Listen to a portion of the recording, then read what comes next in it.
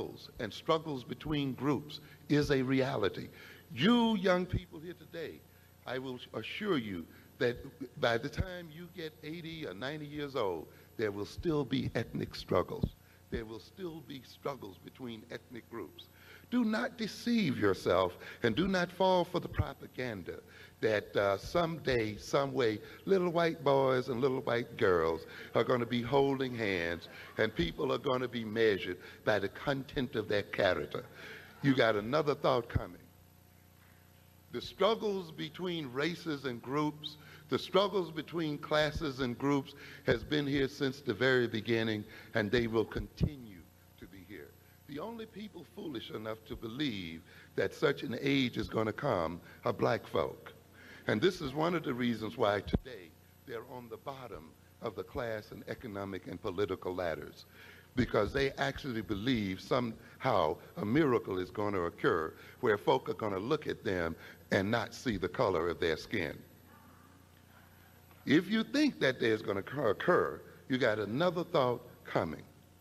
If you're keeping up with the news today, if you're looking at what's going on in all over the world, in Yugoslavia, where you have so-called ethnic cleansing operations going on, where the Serbs are fighting against the Muslims and the Croats and so forth. If you look at this situation, here are people who lived under Russian communism for almost 40 years. And under Russian communism, they were taught the ideals of classlessness, that there is really no difference in classes, that there should be no class differences, there should be no race differences, there should be no differences based on religion and so forth. And communism is about reducing differences based on class, religion, and creed. And the Russians ruled over Yugoslavia, ruled over Czechoslovakia, Armenia, and many other nations and brought them into what we call the Soviet Empire. Now, as soon as Russia fell apart, what happened? These groups fell into ethnic conflicts. And now you are reading and hearing about the ethnic conflicts that are going on in Herzegovina, in Sarajevo, in Yugoslavia.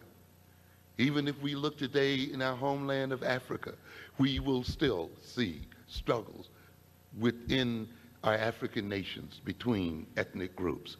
Ethnic struggles and class struggles are realities. And until we recognize that these are realities and they are realities that we have to confront and deal with, we will be victimized by the realities that we seek to deny. And to a great extent, the thrust of this country has been to get us as an African people to deny reality, has been to get our youth so caught up in music, and so caught up in clothes, and so caught up in wishful thinking, and so caught up in multiculturalism that they will not recognize the realities that are going on in the world. As I often tell college classes, you talk about multiculturalism in the classroom, and you're singing other groups' songs, and you're learning to respect other groups and other races. And I ask them, where are the multicultural grocery stores in your neighborhoods? Where are there blacks and Koreans owning the grocery stores? Where are there blacks and Koreans owning the vegetable markets? Where are there blacks and Latinos owning stores and businesses? Where are there blacks and Arabs owning? Where is the multiculturalism that you talk about so much in these schools and in these colleges in real life? When you walk out of these doors and you're taught by multicultural teachers, you're taught by white teachers, and you're taught by teachers from other ethnic groups, but when you walk out of that door, you see essentially one group of people, one group of ethnic people owning your neighborhoods, owning your vegetable markets, owning your businesses, controlling your community economically. So the reality of the school is not the reality of the world. The glorious sounds of Martin Luther King's speeches are not the realities of the world. and you must come to terms with the realities of the world. And the music that you hear and the hip hop and the sadistic rhymes that you hear in this rap is not the reality of the world. The recordings of pieces of Malcolm X's speeches between rap rhymes does not meet what you need to know about what's going on in the world. They are designed to maintain you deaf, dumb, and blind to reality, and ultimately to set you up for death and damnation and rulership by other ethnic groups and other people. You may dip and bow your head to the rhythm of the music, but yet as soon as you dip and bow your head to the rhythm of the music, I can see you looking and looking to see if you can jump over the turnstile to avoid being caught by a white policeman.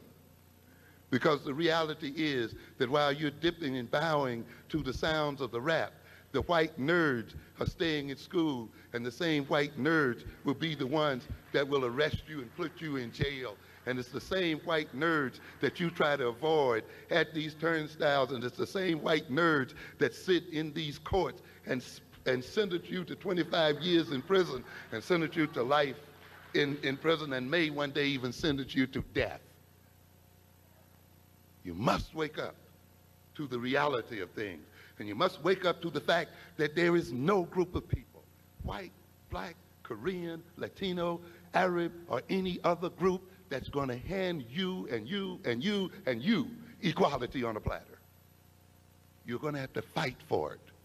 You're going to have to struggle for it. And you're going to have to realize that you have to defend your interests as a people and as a student. And that there are classes today, such as the white middle class, that struggles to maintain its prerogatives.